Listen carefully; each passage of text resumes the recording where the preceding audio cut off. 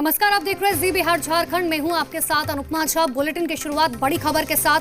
Bharatiya Janata party ने अपने बागियों के खिलाफ बड़ी कार्रवाई की है। बीजेपी ने पार्टी विरोधी गतिविधियों के लिए 9 नेताओं को निष्कासित कर दिया है। पार्टी के प्रदेश अध्यक्ष संजय जायसवाल ने ये कार्रवाई की। जिनको निष्कासित किया गया है उनके नाम अब आपको बताते हैं। रोहतास के राजेंद्र सिंह, रोहतास के ही रामेश्वर चौरसिया, पालीगंज की उषा विद्यार्थी, झाझा के रविंद्र यादव, भोजपुर की श्वेता सिंह, जहानाबाद की इंदु कश्यप, पटना ग्रामीण से अनिल कुमार और मृणाल शेखर, जमुई से अजय प्रताप, इन सभी को 6 साल के लिए पार्टी से निष्कासित किया गया है। दरअसल ये वो तमाम नेता है जो बीजेपी से बागी होकर एलजेपी के टिकट से चुनावी मैदान में उतरे थे। ये बड़ी खबर आपको बता दें, बीजेपी की तरफ से ये बड़ा फैसला लिया गया, ये बड़ी कार्रवाई की गई उन नेताओं के खिलाफ जो पार्टी की जो गाइडलाइंस हैं उनके खिलाफ जा रहे थे और उन्हें निष्कासित किया गया 6 साल के लिए।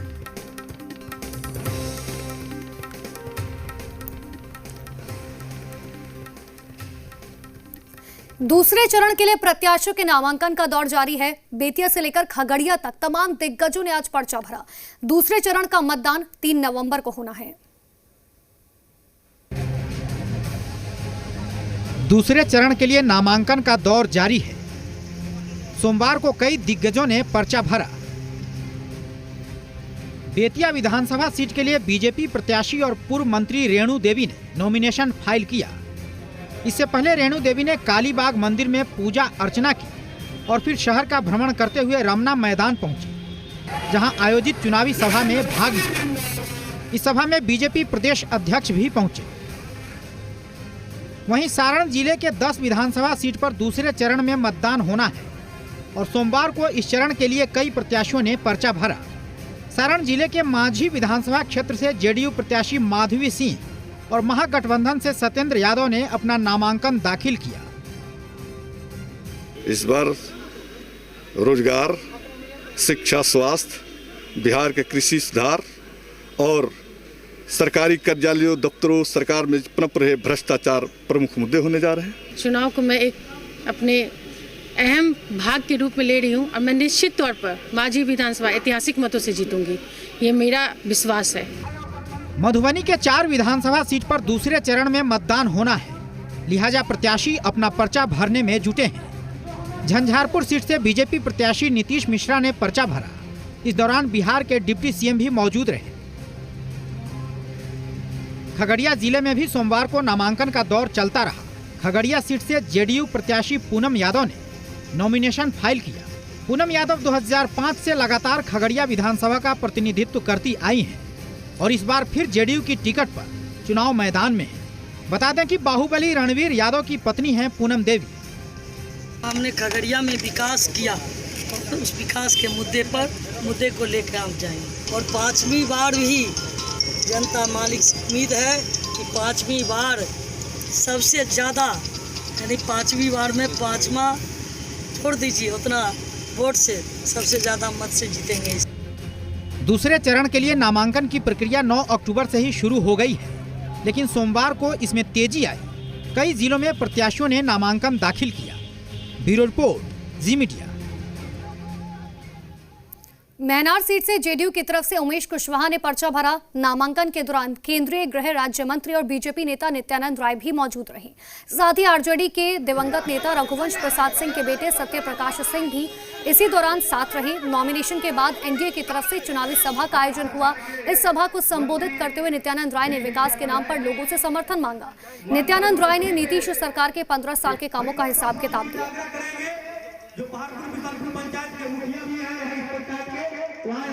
बिजली के सुधार में 4 पावर सब स्टेशन बनाया, बचाई में पावर सब स्टेशन बनाया और बल्लभ के पीछे देखिए माना में पावर सब स्टेशन बनाया, कोटी कुचौली में पावर सब स्टेशन बनाया और हाल के दिनों में माननीय मुख्यमंत्री जी ने कर्तव्यों के द्वारा करनौती में पावर सब स्टेशन का निर्माण कार्य शुरू किया है।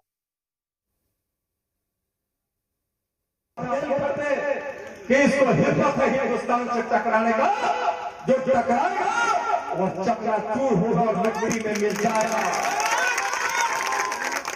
विकास के भगीरथ हमारे नरेंद्र मोदी जी और विकास से हमारे नीतीश कुमार जी विकास की गंगा बही है।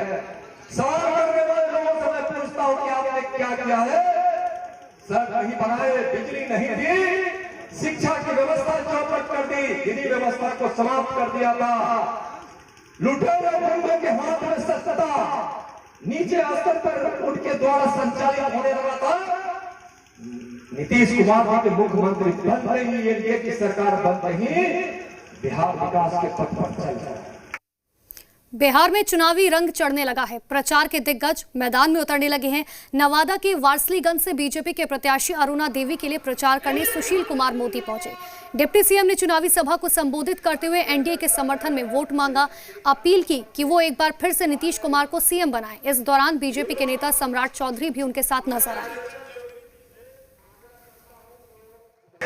मोदी है तो मुमकिन है और नीतीश है तो विकास है। और नीतीश कुमार बिहार के विकास के प्रयास कर रहे हैं और बीजेपी है तो भरोसा है, लोगों को भरोसा है। अगर बीजेपी है, नरेंद्र मोदी है तो काम होगा। और मेरे गरीब भाइयों याद रखिए, नरेंद्र मोदी गरीब के घर में पैदा हुआ। गोपालगंज के बरौली विधानसभा क्षेत्र से बीजेपी प्रत्याशी राम प्रवेश राय मैदान में हैं, जिसके पक्ष में प्रचार करने के लिए बीजेपी के राष्ट्रीय उपाध्यक्ष राधा मोहन सिंह और प्रदेश अध्यक्ष संजय जायसवाल पहुंचे। जहां राधा मोहन सिंह ने कांग्रेस पर जमकर निशाना साधा, कहा कि आजादी के बाद 70 साल से अधिक कांग्रेस ने केवल गरीबों के नाम पर शासन किया, लेकिन मोदी सरकार ने सबसे पहले गरीबों के लिए काम किया। तो वहीं संजय जायसवाल ने स्वास्थ्य व्यवस्था को लेकर तेज प्रताप यादव पर निशाना साधा, कहा तेज प्रताप जब स्वास्थ्य मंत्री थे तब तक कोई काम नहीं हुआ, लेकिन जैसे ही बीजेपी के मंगल पांडे स्वास्थ्य मंत्री बने, पटना के पीएमसीएच में 28 नई बिल्डिंग बन गई। प्रधानमंत्री इंदिरा गांधी ने देश को गुलाम बनाने का काम किया। आजाद 70 साल से ज्यादा कालखंड में कांग्रेस ने देश पर शासन किया,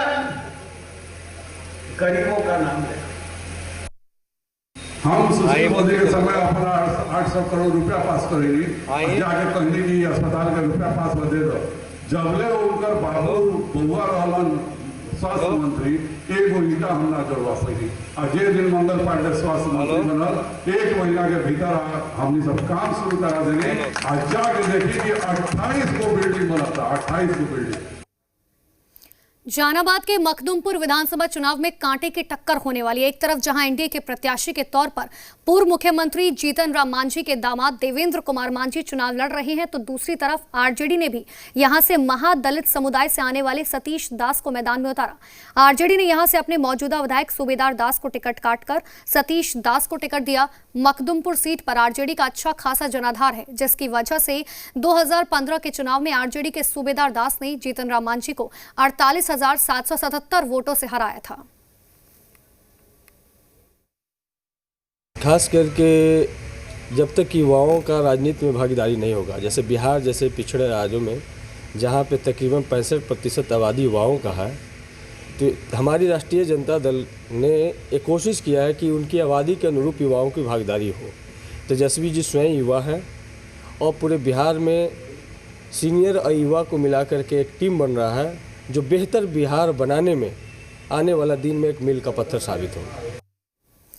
आरएलएसपी के अध्यक्ष उपेंद्र कुशवाहा ने एलजेपी नेता चिराग पासवान को कंफ्यूज्ड नेता बताया। उन्होंने कहा चिराग पासवान आधे एनडीए के अंदर है और आधे एनडीए के बाहर। तो वहीं जेडीयू ने कहा चिराग पासवान अब एनडीए का हिस्सा नहीं है, अब वो अपने फैसले लेने के लिए स्वतंत्र हैं। लेकिन कांग्रेस और आरजेडी ने उपेंद्र कुशवाहा की हैसियत पर सवाल उठाए।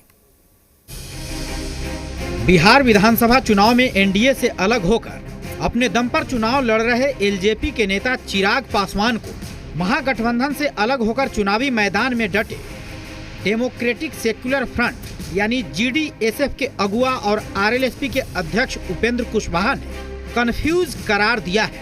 साथ ही ये तंज किया है कि एलजेपी आधा एनडीए से बाहर और आधा एनडीए के अंदर है। चिराग पासवान जी आधा अलग लड़ रहे हैं, आधा एनडीए के साथ लड़ रहे हैं।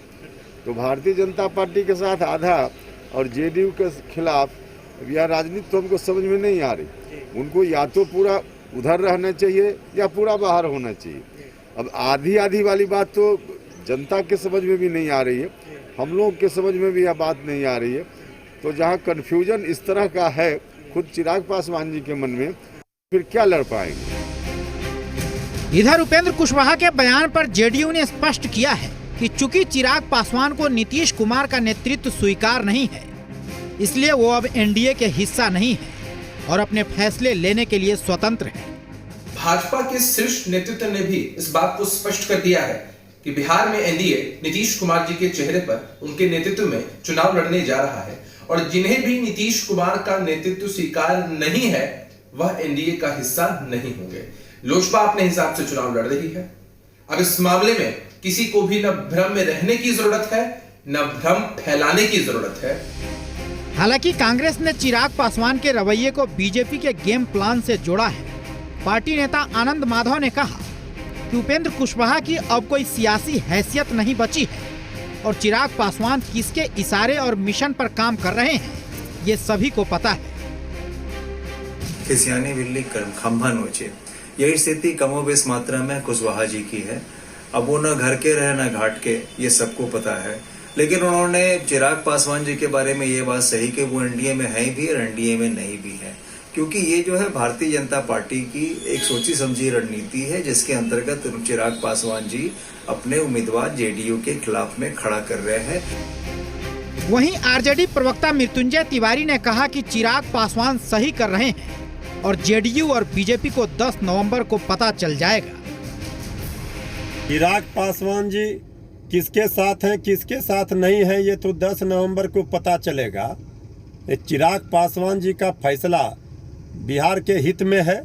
डबल इंजन की सरकार ने जिस तरह से बिहार की जनता के साथ धोखा किया, जेडीयू को 15 वर्षों तक मौका मिला, इसके बाद भी बिहार की बदहाली है। आखिर कौन कंफ्यूज है, किसमें कितना दम है और किसकी रणनीति पर कौन काम कर रहा है ये जनता जानती है और अब गेंद जनता के पाले में है। प्रीतम कुमार, जी मीडिया, पटना। बिहार विधानसभा चुनाव से पहले सीएम नीतीश कुमार ने अपने महत्वाकांक्षी कार्यक्रम 7 निश्चय पार्ट 2 जारी किया। 2015 विधानसभा चुनाव से पहले नीतीश कुमार ने 7 निश्चय पार्ट 1 जारी किया था, जिसमें अगले 5 साल में बिहार में जो विकास के कार्यक्रम चलाए जाएंगे उसका लेखा जोखा था। उसी तरह से 7 निश्चय पार्ट 2 को लेकर सीएम लाना चाहते थे, लेकिन सवाल तो पहले ही 7 निश्चय योजना पर उठने लगे कि क्या ये योजना पूरी हो गई। और सवाल सिर्फ इतने ही नहीं, इसमें भ्रष्टाचार के आरोप समय समय पर लगते रहे हैं, जिसे विपक्ष अब मुद्दा बना रहा है।